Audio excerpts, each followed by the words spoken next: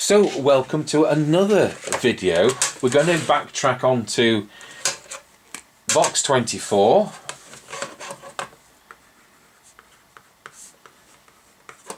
Set 2 of 2.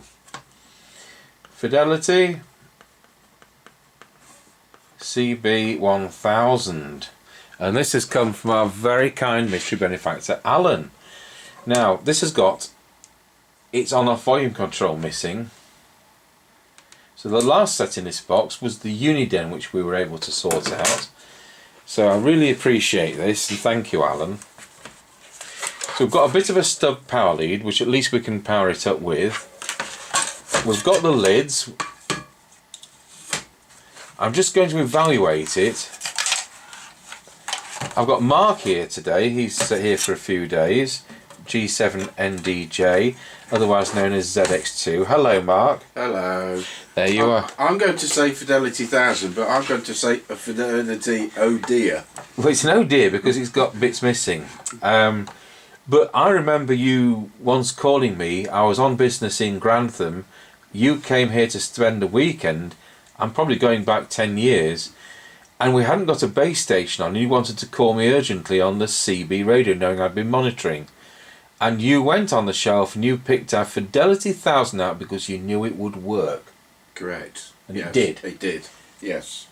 And I was right in a dip about 7 miles away and I heard. Yeah. And it was only doing 1.9 watts or something crummy like that, but it worked and we got that message across. So it is a set of choice for reliability. So we'll unsmolder the speaker. We're on Mr Chippies bench at the moment, that's so that Mark can join in at this stage. When we get to the alignment, we'll go on the other bench, which Mark won't be able to join in with because you won't be able to fit anything in when I'm sat there. So apart from that, what's that missing? No, it's not supposed to be there. There's something rattling. Oh, it's the knob. So it's not lost the knob, which is brilliant. So we just need to, I'll probably see if we've got a scrap chassis, because we should have one or two Great's the brand, not the, that capacitor is knackered. I don't know whether we can see on the camera. It's actually bulging from the top, so this radio has been overvolted. So the other first thing we're going to do about the first thing, when I was doing my apprenticeship, my boss, Mr Groves, he said to me, "First job Monday, I want you to sweep the floor." Yes, Mr Groves. About 10 minutes later, "First job Monday, I want you to stack those organ pipes in the corner." Yes, Mr Groves. 10 minutes later, "First job Monday, I want you to do so and so." I said, "Mr Groves, you've given me three first jobs to do on Monday. Does the last one override the first one?" "Don't be facetious, my lad." No, I just wanted to know. I wasn't trying to take the mick or anything. You know, you just can't help some people, can you? So we'll unsmolder that.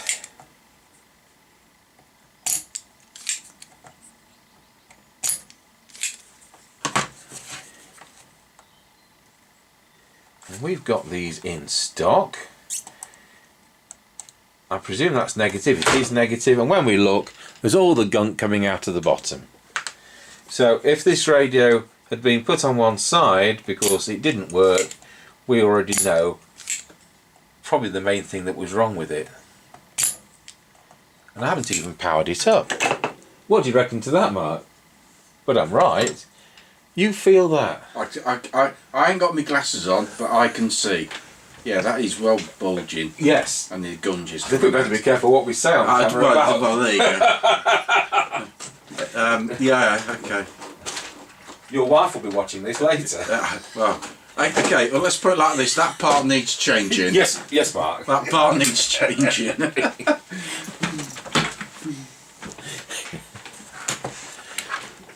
So, we'll start by putting this one in. This is a Nikon one. It's double the voltage. I think that's 16. This is 20. No, it's not double the voltage. It's certainly better. What we're taking out there, I've put 25 volts in. Yeah, 16 volt. Yeah. This is 105 degree rated, that's 85 degree rated. Yeah, 85, yeah. So we do these trying things, it does help the longevity. Because this set's only done 40 years. But that's been overvolted. And it may be that a car was doing 16 volts. Or been in a truck. Or somebody's inadvertently put it in a lorry and it's... So, once we're on and off switching this, it might actually do something. So I'm going to look on our scrap pile and see if we can find a chassis. I found this great chassis, and I probably bought that at a car boot sale, not a car boot, a radio rally. Probably one of the £2 radio. I've already had the audio IC out of it. I don't think I've had any of these ICs out of it. I think it's come to me with some of those things missing for £2 from a radio rally. We used to go to a radio rally, Mark and I, and there was Mr £10 there. And how much is that? £10. How much is that then, please? £10. Mr £10. Mr £10, which we don't see no more. So sorry, but I think he's probably passed away. Which, but it was fun while he was around. So something which hasn't got wet is actually on our volume control. So I'll just snip the wires for now. And who needs a spanner? I'll just use those pliers which came from the pound shop. We've probably got new ones in stock, but I don't think there's going to be a problem with this. We don't know that the rest of the set's going to work either. The switch cleaner. Yeah. That one out. To be honest, it feels alright. Yeah. Right, I'll pause the camera while I fit this. Right, so we've had to take the front off, of course, to do that. And what we're going to do, I said on my last video, thank you Alan for sending me this speaker, but Alan didn't send me this speaker. So it was, look at that. Somebody knows how much I love those CS711s. It was Nigel at Sheffield who so kindly sent me that speaker. And I thought it was Alan, but Alan sent me the radio, so that's two. I did have to buy that chassis, you know. Not everything's free. So I do love these speakers, they work so well. And on this version, with Fidelity 1000, you do get an extension speaker socket, because on things like the same chassis with the Great 8, like the Lake 850, GT858, Academy 701, with the two knobs, they don't have the extension speaker socket, so it is very frustrating. So we've got no test gear on this bench, but we have got a power supply, and I'll just switch that on. There's no mains lead into it. Oh, isn't there? No. Oh, there's one on the floor.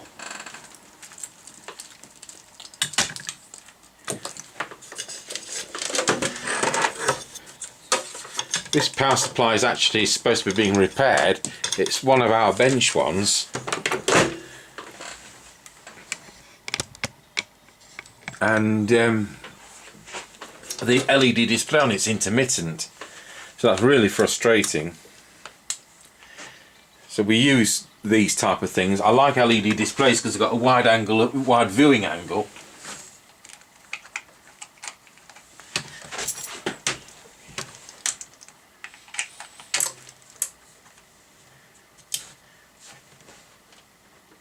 Ooh, and right now it's got no displays.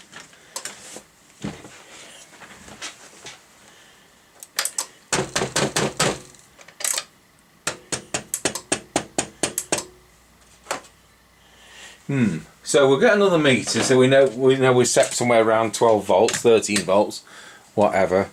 Mr Chippies not got round to fixing this yet.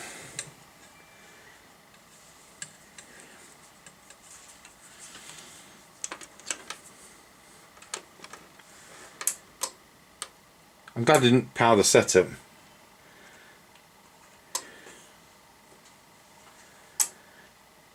Oh, 20 volts. Yeah.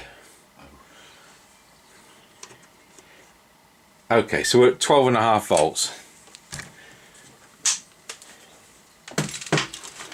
I'll just bung the wires in. I've got my speaker plugged in, I've got my mic here. We just want to see whether it powers up or goes bang. or goes bang. So let's just move this camera back round. And when we come to the tuning bit, as I say, we'll go up to the normal bench. It'd be fun if we can get this to work. Mr Mr Mark there, Mr ZX2, has also said there's another capacitor which could probably do with changing, but we'll look at that in a moment. Hopefully I can just bung the wires in the holes.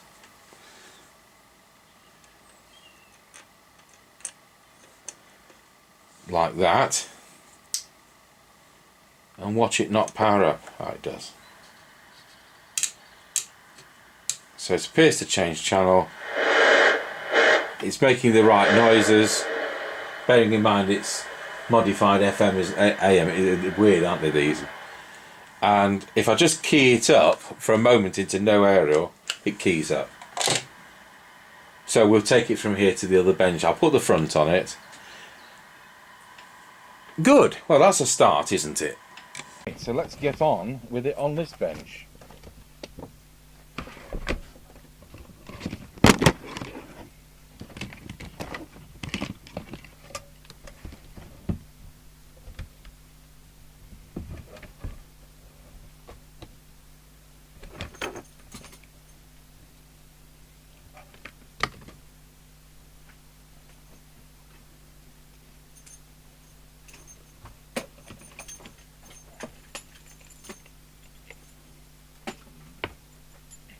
Now it's nearly 7 o'clock before I was able to start this, and we do the scratchy corner tests at 7:30. So if I can't get this done in 40 minutes, it's going to be the next day, which means there won't be a customer repair. But there you are, I've got too much on.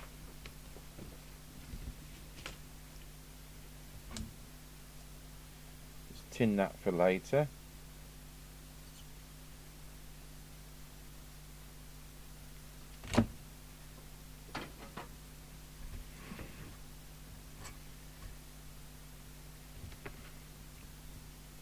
Connect this to the power supply.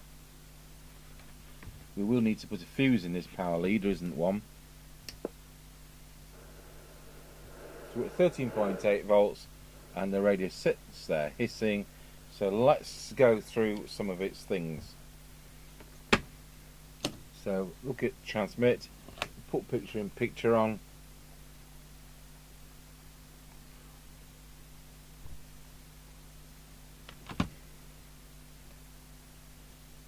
So what we're going the low scale, it's doing 2.8 watts, which is about what you'd expect. I won't take that lid off yet. I'll just see if we've got deviation. What? We've got deviation, all right. Wallow. We've got 45 kilohertz deviation.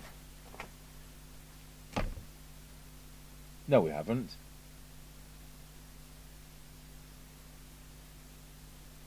We've got, I'm misreading the thing, 15 kilohertz deviation.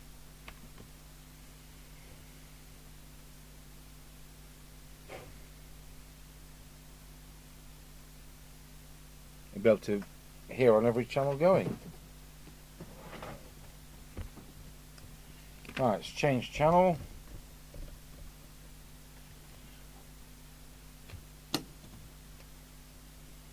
.65 watts.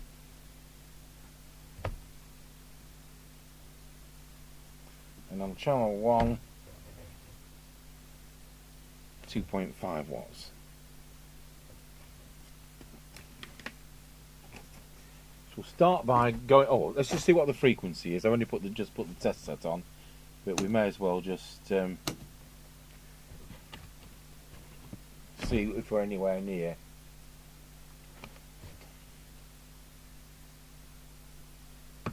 Yeah, we are.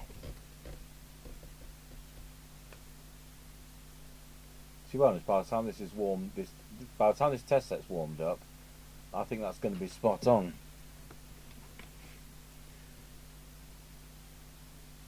So we'll come back to that right at the end.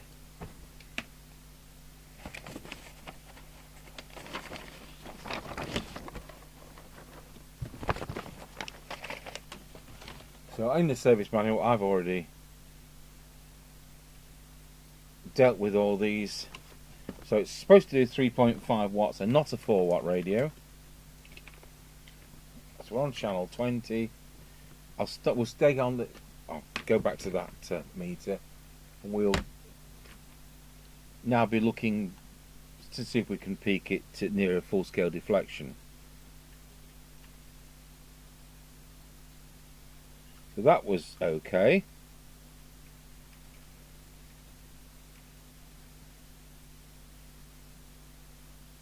That was okay. I've got a better peak on that one.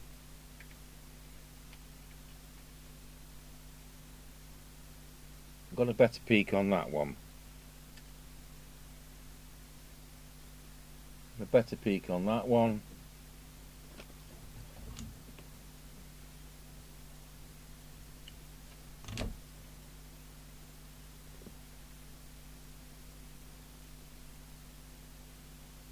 So nearly at 3 watts.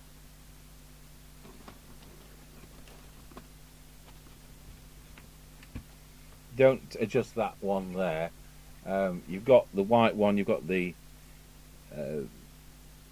L11, is it there? The yellow one. And that one is the second harmonic trap you do with a spectrum analyzer. So that's and that's still got wax in, so I'm not going to need to touch that.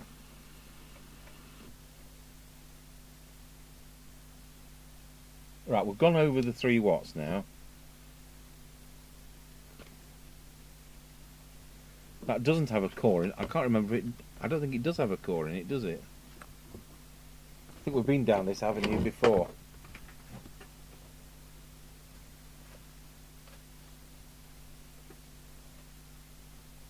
I'm sure we're going to have one lurking. There is one lurking under here.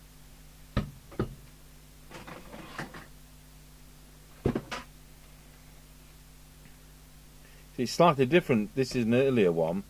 It hasn't got that arrangement. So that's different. So I can't, that doesn't help me. But I reckon there's another one under here.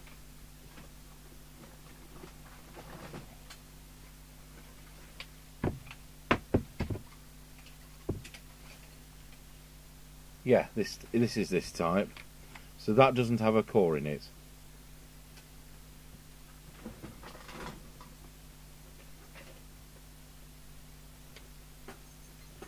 Now if you ever get, so although we'd like it to do more than 3.1 watt, it isn't faulty. It's a 3.5 watt radio, and the service manual basically says anything over 1.7 is acceptable. Now sometimes this resistor fails and you can't get, you know, like more than 1.5 out of it, so that is something to take into consideration.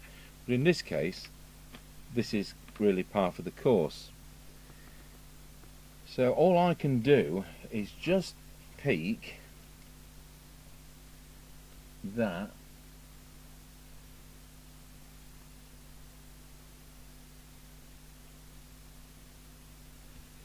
and that, and make sure the coil twaggle has not been messing.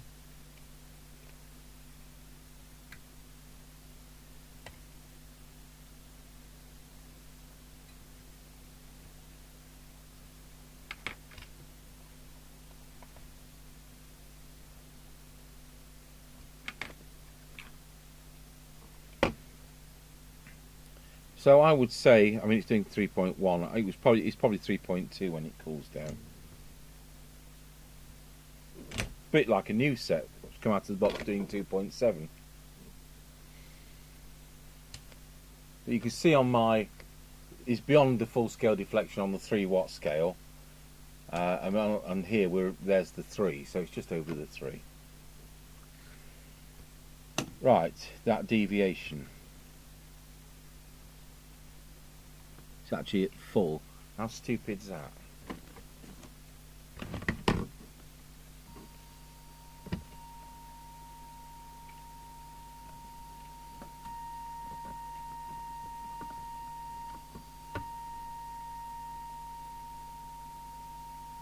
Let's try it there.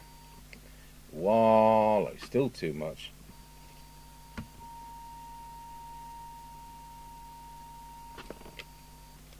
Wallow. Still too much.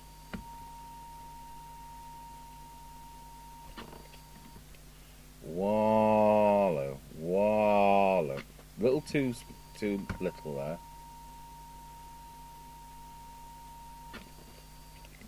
Wallow. 1 2 1 2 wallow.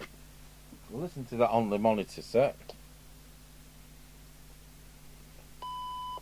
Got another box from Alan today, so this is an Alan set. Bandstone Route 66 in it, so thank you, Alan, if you're listening. That's in box 43, I think. So our next repair, scheduled repair, is box 31. 1 2 1 2 wallow 1 2. That should be all right. You usually got exceptionally good audio, these sets. So the power meter, we'll just do that before we start writing down results.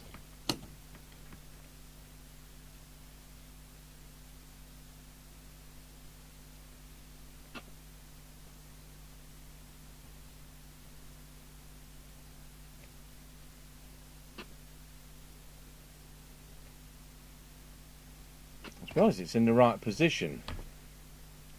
It's the preset there, but it's in the right position. So the next thing we'll do is low power, which isn't adjustable on these sets. I should have checked this before, because now I've tuned the set, it's going to be different. So it's 200 milliwatts. So we don't have it before.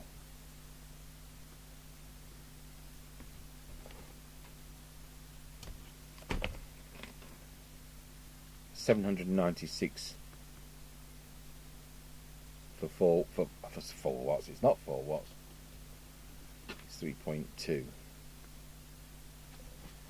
go to channel 1.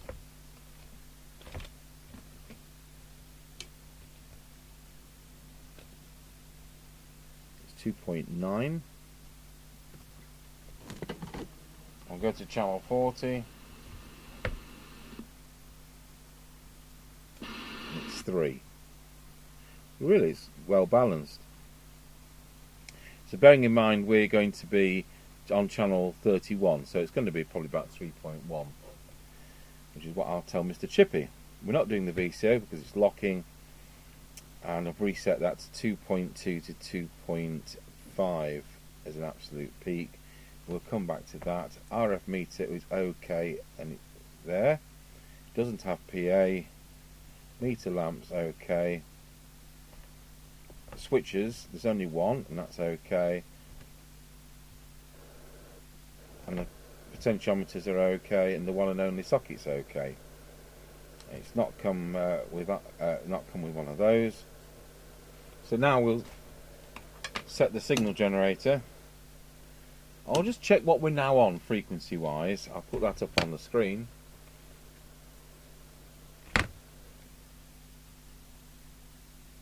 27. Oh, go back to channel 20. 2779103. So that's what we'll put on the receiver.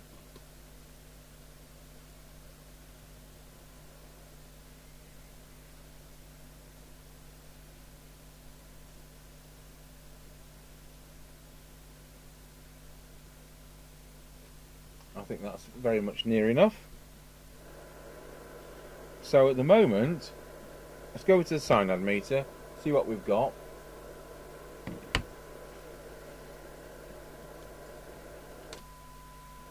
Well, it doesn't sound right, but for 12 dB, we've got 0.78 microvolts. For 10 dB, got 0.68 microvolts. And for 20, if it will do it, it will. It is 1.6 microvolts. Squelch on full.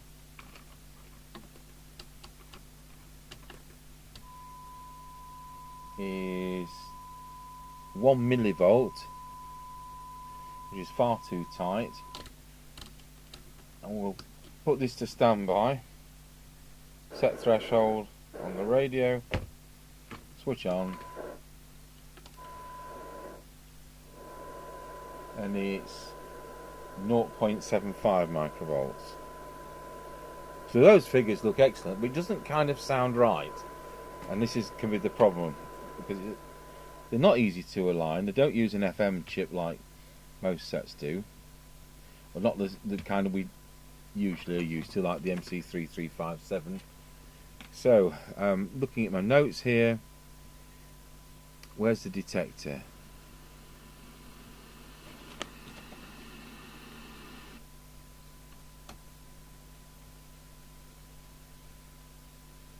Or is it those two, if I remember rightly?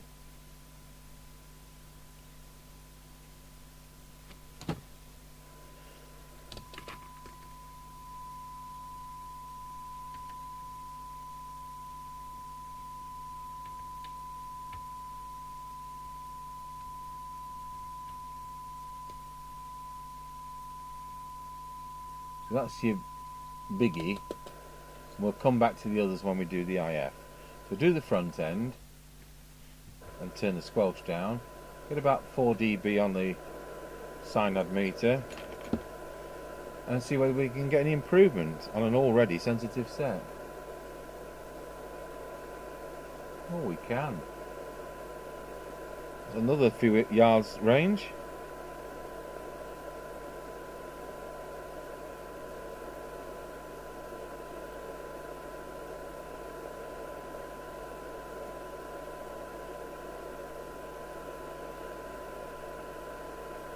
That's another few yards range. Turn the attenuator down.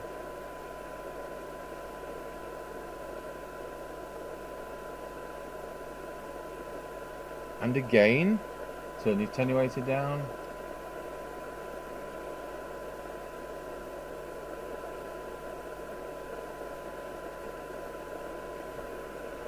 Change tools.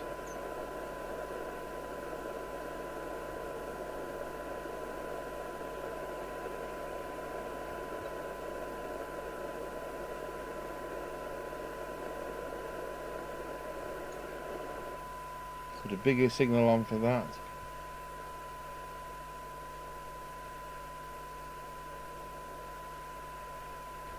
Not quite as big.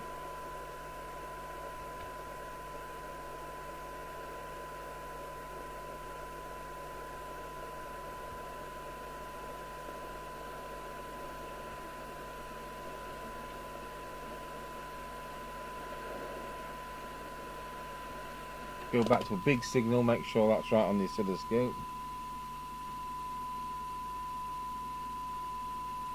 Because it changes with these being a bit interactive.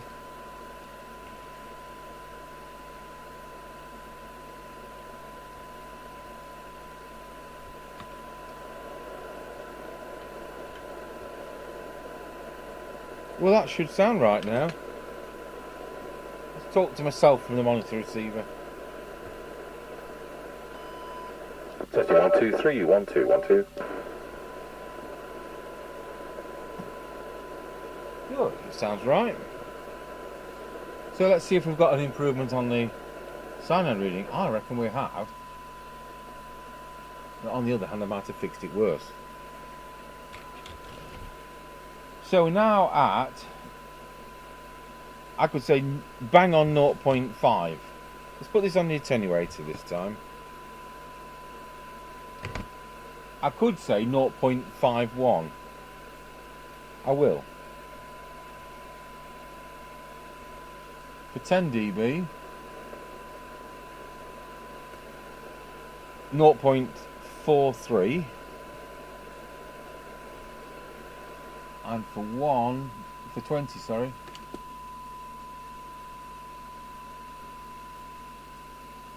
1.25. Now we need to, while we're at it, we'll put 100 microvolts on the radio. We'll set the S meter.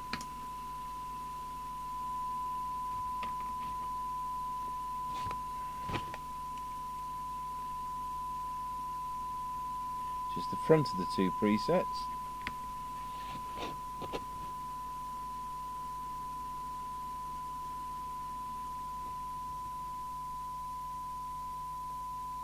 So I've got that on minimum. and it's still higher than I would like. So let's see what it is. It's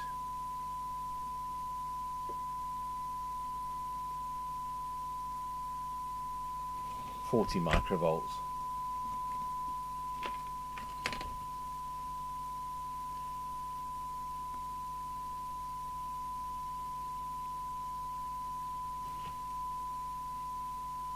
Right, squelch threshold to put squelch to full. I want the signal generator to open to I'm going to adjust the signal generator to 100 microvolts, so it's an S9. We've got the squelch on full, so now we'll adjust the squelch preset until that comes in, which is there. No, that's now not tight enough. It's not going to go back how it was, is it? That's now 100 microvolts. So now we'll look at the sensitive end, put the signal generator to standby, set threshold on the radio, switch the signal generator back on. It's come straight in, it's 0.3.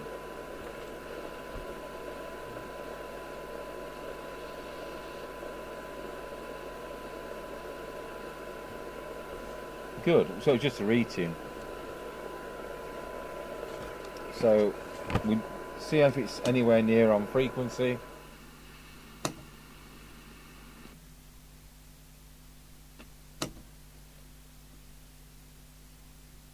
Now it still needs to come up, so I'll turn the set off. We'll open up this tin can and cut ourselves on the side.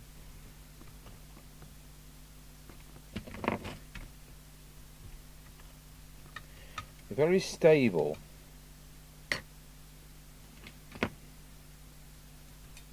Switch back on, put up the frequency, press transmit.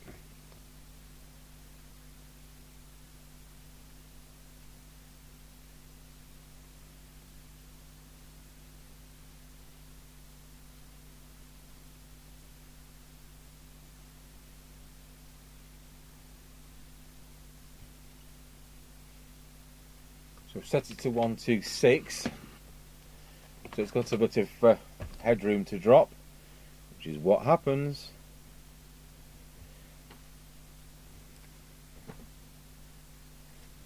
I'll just make sure it's box 24 and it's X Allen.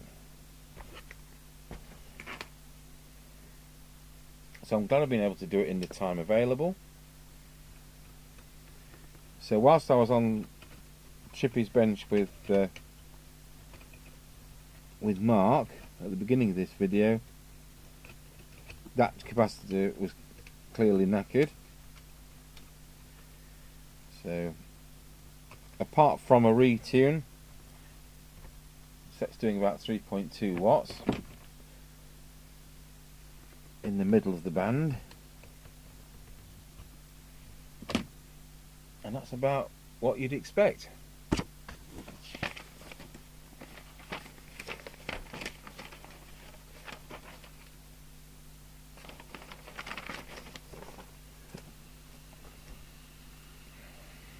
Now Alan sent another of these with a surprise front. Don't know what we're going to do.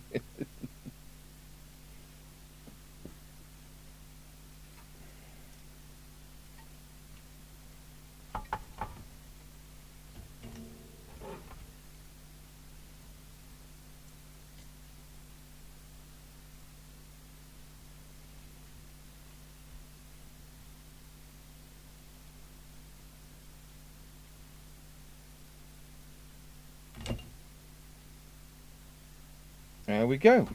Does the speaker work? So we'll unplug our extension speaker.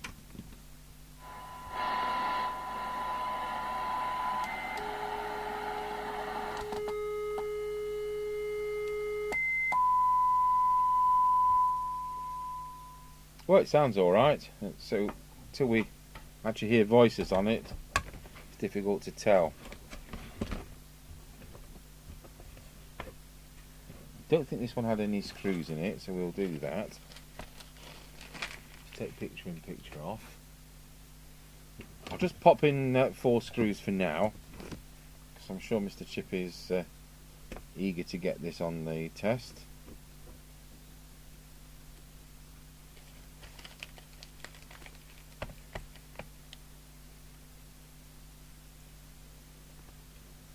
So the Barnington Route 66 that Alan's kindly sent today is the later Stroke A version. Well, that's what the back of the set says. I've not looked inside. It looks to be in nice condition.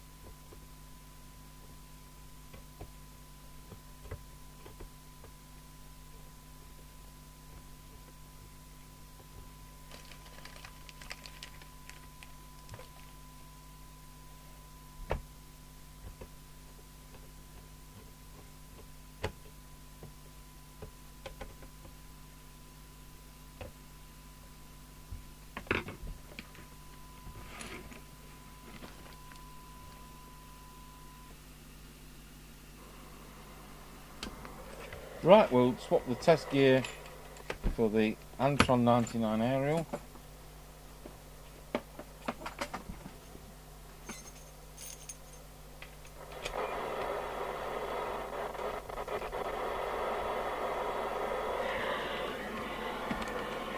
One Anna Roger.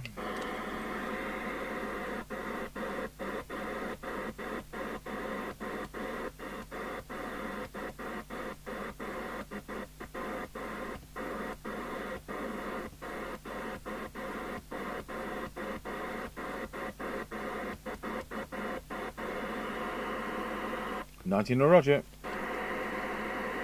So considering there's not much on, and we know how sensitive this set is, that's interesting, isn't it? Oh, somebody's out there. Right, where's our bench dog thingy? It's there. Good. Well, thank you very much, Alan. And it's another one now back in the land of the living. So we're doing a scratchy corner test absolutely immediately. Thanks for watching.